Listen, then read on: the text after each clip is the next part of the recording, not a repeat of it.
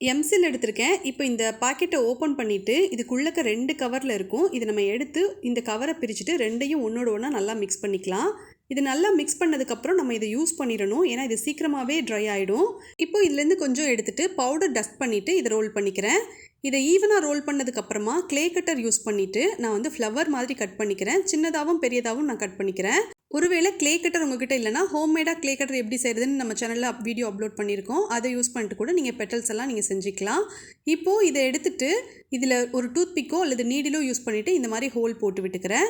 இப்போ இது கம்ப்ளீட்டாக ட்ரை ஆனதுக்கப்புறம் first white colour acrylic paint எடுத்து ஒரு கோட்டிங் கொடுத்துட்டு அதுக்கு மேலேயே நம்மளுக்கு விருப்பமான கலரில் பெயிண்ட் பண்ணிக்கலாம். நான் வந்து எல்லோ கலர் கொடுத்துருக்கேன், சென்டரில் ப்ரௌன் கலர் கொடுத்துருக்கேன். இப்போ இது கம்ப்ளீட்டாக ட்ரை ஆனதுக்கப்புறம் ஜம்ப்ரிங் அட்டாச் பண்ணிவிட்டு இயரிங் பேஸில் சூப்பர் க்ளூ யூஸ் பண்ணி நான் ஸ்டிக் பண்ணிக்கிறேன். அவ்வளோதான், சிம்பிளான இயரிங் ரெடி ஆகிடுச்சு. இது உங்களுக்கு பிடிச்சிருந்ததுன்னா இந்த வீடியோக்கு லைக் பண்ணுங்கள், உங்கள் ஃப்ரெண்ட்ஸுக்கு ஷேர் பண்ணுங்கள். தேங்க்ஸ் ஃபார் வாட்சிங்.